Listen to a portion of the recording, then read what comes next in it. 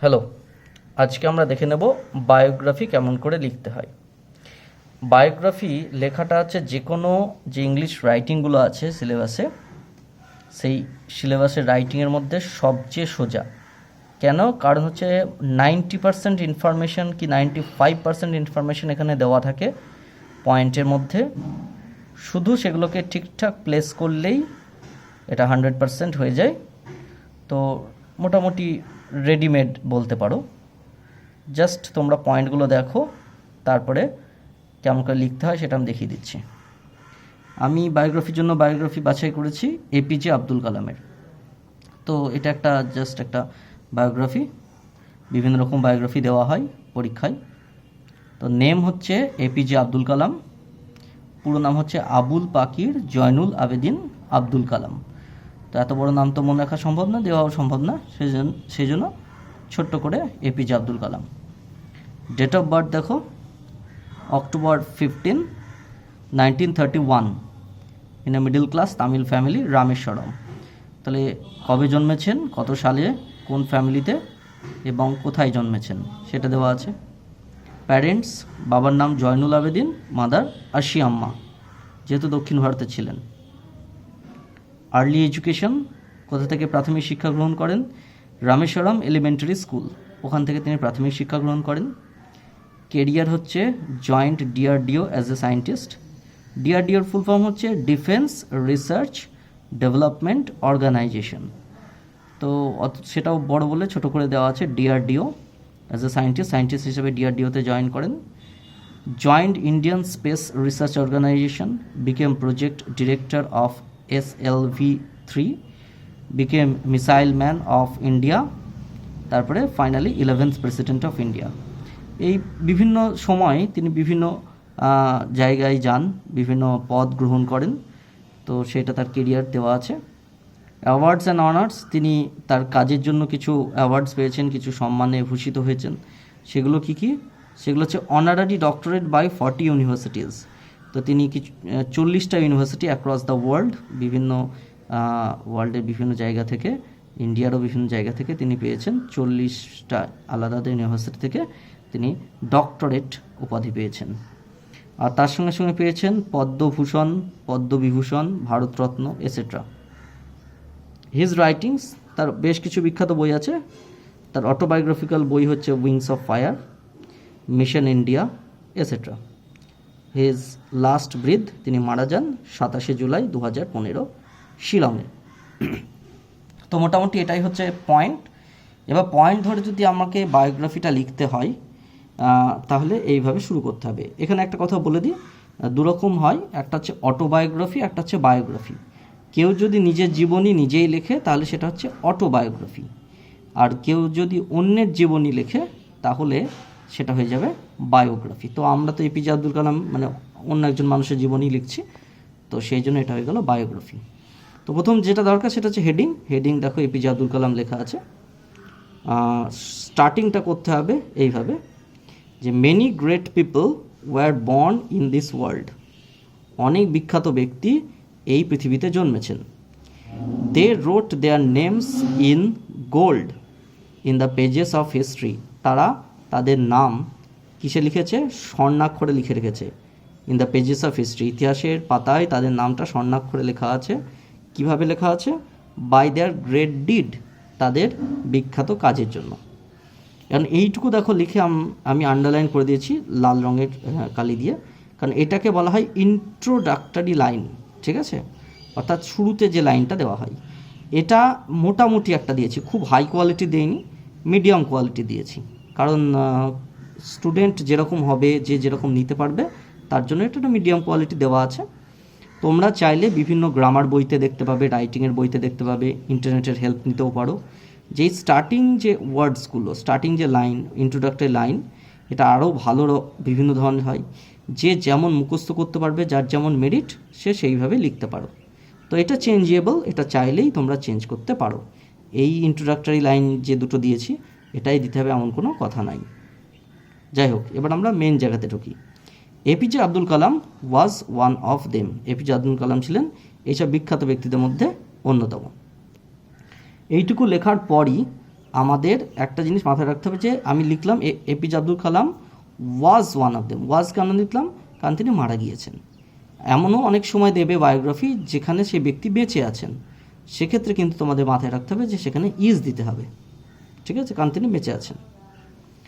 এবার শুরু হচ্ছে মেন জায়গাটা, যেখানে লিখছি হি ওয়াজ বর্ন। এটা ফার্স্ট পয়েন্ট, নাম তো দিয়েছিলাম। ডেট অফ বার্থ হচ্ছে অক্টোবর 15। তো এইটা স্টার্টিং এইটুকু লিখে নিতেই হবে, হি ওয়াজ বর্ন, তিনি জন্মেছিলেন। এবার ডেট সবসময় ডেটের আগে অন বসাবে, এটি কিন্তু মাথায় রাখবে। এই অন না বসালে কিন্তু তোমার নাম্বারটা কাটা যাবে। এই প্রিপোজিশনটা মাথায় রাখবে, ডেটের আগে সবসময় অন বসে। তাই পয়েন্টটা তোমাদের দিয়ে দেবে খালি ডেটটা, অক্টোবর 15 দেখো পয়েন্টটা দিয়ে দিয়েছে, কিন্তু তোমাদের লেখার সময় লিখতে হবে কিন্তু he was born on 15th October. তারপরে 1931 সালের আগেও কিন্তু একটা প্রিপোজিশন বসবে, সেটা হচ্ছে ইন প্রিপোজিশনটা বসানো খুবই জরুরি।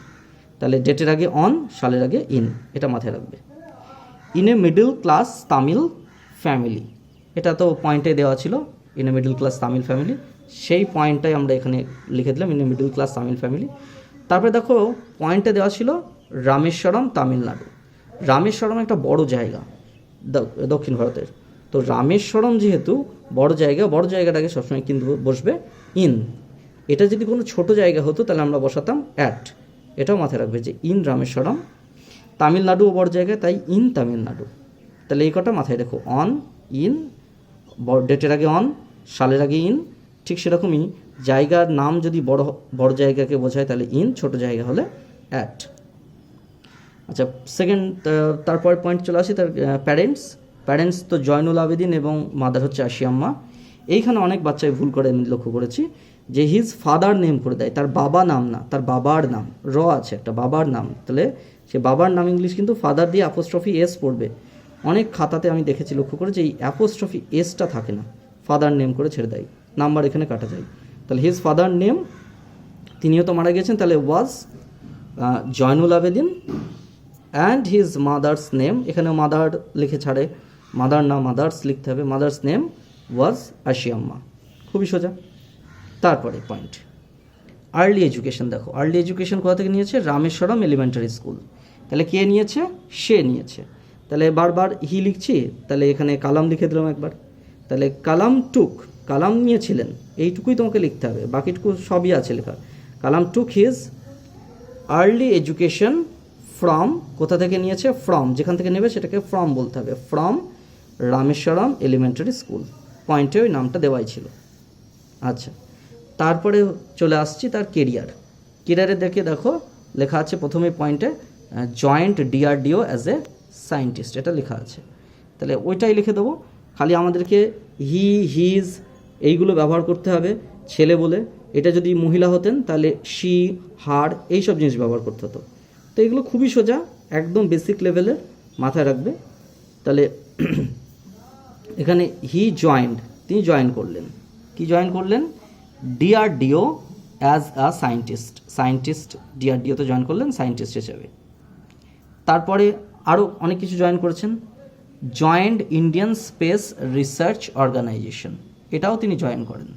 তাহলে এবার এই জিনিসটা যেহেতু তিনি জয়েন করেন, তাহলে এখানে লিখতে হবে তারপর ইংলিশ হচ্ছে দেন।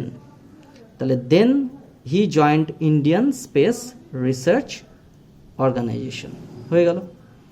তারপরে আরও একটা জিনিস জয়েন করেন তিনি, became project director of SLV 3। তাহলে একটার পর একটা পদ তিনি পাচ্ছেন এবং তারপরে আরও উচ্চ পদে যাচ্ছেন। তাহলে এখানে ডিআরডিও হলেন, তারপরে Indian space research Organisation join করলেন, যেটাকে আমরা ছোটো কথায় বলি ইসরো। আর তারপরে কি? অ্যান্ড লেটার বিকেম, এবং তারপরে হলেন তিনি প্রজেক্ট ডিরেক্টর অফ SLV 3। এটুকু হয়ে গেল। এখন তারপরে পয়েন্টে আবার লেখা আছে, দেখো এখানেই became missile man of India, তাকে কিন্তু ইন্ডিয়ার মিসাইল ম্যান বলা হতো কালামকে। তাহলে এখানে সেই কথাটা লিখতে হবে, Kalam is called the missile man of India. কালামকে কিন্তু ইন্ডিয়ার মিসাইল ম্যান বলে ডাকা হতো, কি জন্য? ফর হিজ পারফরমেন্স, তার যে পারফরমেন্স, সেই পারফরমেন্সের জন্য, তার যে কাজের জন্য তাকে মিসাইল ম্যান বলে ডাকা হতো। তারপর কি আছে, 11th প্রেসিডেন্ট অফ ইন্ডিয়া। তিনি 11th প্রেসিডেন্ট অফ ইন্ডিয়া হয়েছিলেন, অর্থাৎ ইন্ডিয়ার 11 নম্বর প্রেসিডেন্ট হয়েছিলেন। তো সেটা লিখতে হবে, তাকে তো সিলেক্ট করা হয়, তো সেই জন্য he was selected as 11th president of India. তাকে 11th প্রেসিডেন্ট অফ ইন্ডিয়া হিসেবে সিলেক্ট করা হয়। তাহলে মোটামুটি এটা চলে গেল তার কেরিয়ারের পরে পয়েন্টে আছে দেখো অ্যাওয়ার্ডস অ্যান্ড অনার্স। তিনি অনারারি ডক্টরেট পেয়েছেন 40 ইউনিভার্সিটিস থেকে। তাহলে সে কথাটা এখানে লিখতে হবে যে হি ওয়াজ গিভেন, তাকে দেওয়া হয়েছে, তিনি আগ বাড়িয়ে নিতে যাননি, তাকে দেওয়া হয়েছে। তাহলে he was given honorary doctorate. Honorary মানে সাম্মানিক কথার অর্থ হচ্ছে তিনি ওই ডক্টরেটের জন্য কোনো কাজ করেননি, কিন্তু তার যে এত বড় অবদান দেশের প্রতি, মানব জাতির প্রতি, সেই অবদানের দিকে লক্ষ্য রেখে এমনিই দিয়ে দেওয়া হচ্ছে, তার অবদানকে মাথায় রেখে, সেই জন্য তাকে বলে অনারারি। তো সেই অনারারি ডক্টরেট পেয়েছেন he was given honorary doctorate by 40 universities. 40টা ইউনিভার্সিটি তাকে অনারারি ডিগ্রি দেয়। আচ্ছা, এরপরে 3টে অ্যাওয়ার্ডের নাম বলা আছে, সেটা হচ্ছে পদ্মভূষণ, পদ্মবিভূষণ এবং ভারতরত্ন। ভারত থেকে এই 3টে অ্যাওয়ার্ড দেওয়া হয়, তো সেটাই পরপর লিখে দিলেই হয়ে যাবে। আচ্ছা, কালাম জিতেছিলেন various kinds of awards for his dedication in the field of science and technology. তিনি সায়েন্স অ্যান্ড টেকনোলজির দিকে যে ডেডিকেশন দেখিয়েছেন, সেই ডেডিকেশনের জন্য তিনি বেশ কিছু অ্যাওয়ার্ড জিতে নিয়েছেন। কী সেগুলো? লাইক মানে হচ্ছে যেমন, লাইক মানে এখানে পছন্দ অর্থে না, যেমন অর্থে, যেমন দিয়ে যেমন লিখে 3টে নাম, অর্থাৎ পদ্মভূষণ, পদ্মবিভূষণ এবং ভারতরত্ন দিয়ে এসেট্রা যেমন দেওয়া ছিল সেরকম এসেট্রা দিয়ে দিলাম। এবং শেষমেশ চলে আসে লাস্ট পয়েন্ট, যেটা হিজ লাস্ট ব্রেথ, অর্থাৎ তার মৃত্যু হয় 27শে জুলাই 2015 শিলংয়ে। তো লাস্ট পয়েন্ট যখন লিখবে তখন এইটা খেয়াল রাখবে। আচ্ছা, লাস্ট পয়েন্টের আগে একটা মিস গেল পয়েন্ট, সেটা হচ্ছে হিজ রাইটিংস, তার যে লেখা, তার বই, 2টো বইয়ের নাম এখানে আছে, যদিও উনি অনেক বই লিখেছেন। উইংস অফ ফায়ার আর মিশন ইন্ডিয়ার নাম আছে এখানে। তো দেখো যে এখানে he even wrote many books, তিনি প্রচুর বইও লিখেছেন, সাচ অ্যাজ, যেমন কি উইংস অফ ফায়ার, বইয়ের যখন নাম লিখবে, যে কোনো ব্যক্তির লেখা কোনো বইয়ের নাম লিখবে তখন সিঙ্গেল কোটের মধ্যে রাখবে। তো উইংস অফ ফায়ার দেখো সিঙ্গেল কোটের মধ্যে রাখা আছে, wings of Fire, Mission India etcetera, তাহলে এগুলো সব সিঙ্গেল কোটের মধ্যে রাখা আছে। এবার চলে যাই লাস্ট পয়েন্ট, সেটা হচ্ছে তার মৃত্যু।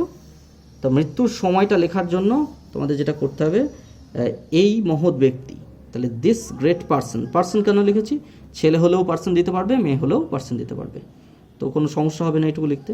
তাহলে দিস গ্রেট পার্সন, 2টো ইংলিশ আছে মৃত্যুর, সেটা হচ্ছে পাস্ট অ্যাওয়ে মানে মারা যাওয়া, অথবা এখানে যেটা লেখা আছে হিজ লাস্ট ব্রেথ, এই হিজ লাস্ট ব্রেথের আগে একটা ভার্ব দিতে হবে, সেটা হচ্ছে টুক। তাহলে আমরা কি করলাম, হয় লিখবে this great person passed away, না হলে লিখবে this great person took his last breadth, তিনি শেষ নিঃশ্বাস ত্যাগ করেছেন। কবে? 27শে জুলাই। জন্মের সময় যেমন বললাম ডেটের আগে অন বসাতে হবে, এখানেও তাই মৃত্যুর সময় ডেটের আগে অন বসাতে হবে, অন 27শে জুলাই, 27th জুলাই। সালের আগেও ইন বসাতে হবে, ইন 2015। শিলং একটা বড় জায়গা, তাই তার আগে অ্যাড বসবে না, ইন বসবে, ইন শিলং। এখানেই শেষ হয়ে গেল। আমি ওয়ার্ডস দিয়েছি 170, এইটা লেখার দরকার নাই, এটা জাস্ট তোমাদের জন্য দিয়েছি যে আপাত দৃষ্টিতে দেখো এই প্যারাগ্রাফটা দেখে মনে হবে এত ছোট প্যারাগ্রাফ, কিন্তু এটাই 170 ওয়ার্ডের, এটা কিন্তু মাথায় রেখো। আর দ্বিতীয় ব্যাপার হচ্ছে কি, তোমাদের পরীক্ষায় লিখতে দেবে 120 থেকে 150 ওয়ার্ডের মধ্যে, তো 160 170 হলেও তেমন কোনো ক্ষতি হবে না, কিন্তু খুব বড় করলে হবে না, খুব ছোট করলেও হবে না, মানে এটা 200 250 করলে চোখে লাগবে, বা এটা যদি 100 নিচে নেমে যায়, 80 90 চলে যায়, তাহলেও বুঝতে পারা যাবে যে খুবই ছোট লেখা হয়েছে। তাই আপাত দৃষ্টিতে এটা যেহেতু টাইপ করে প্রিন্ট করা, তাই আপাত দৃষ্টিতে এটাকে ছোট্ট একটা প্যারাগ্রাফ লাগতে পারে, হাতে লিখলে এটা একটু বড় আকারেরই হবে। তো এই হলো তোমাদের বায়োগ্রাফি রাইটিং। বিভিন্ন বায়োগ্রাফির পয়েন্ট দেখে এইভাবে তোমরা রাইটিংগুলো করতে পারবে। খেয়াল রাখবে যে হি এবং হিজ এই শব্দগুলো ব্যবহার করবে ছেলেদের ক্ষেত্রে, আর শি অথবা হার শব্দগুলো ব্যবহার করবে মহিলাদের ক্ষেত্রে। আর যেগুলো আর্টিকেল প্রিপোজিশন যেটা যেখানে বসাতে বললাম তেমন করে বসাবে। আর পয়েন্টগুলো ইউজ করবে। আশা করি ভালো হবে তোমাদের রাইটিং। কোনো কোয়েশ্চেন থাকলে আমাকে করতে পারো। ধন্যবাদ।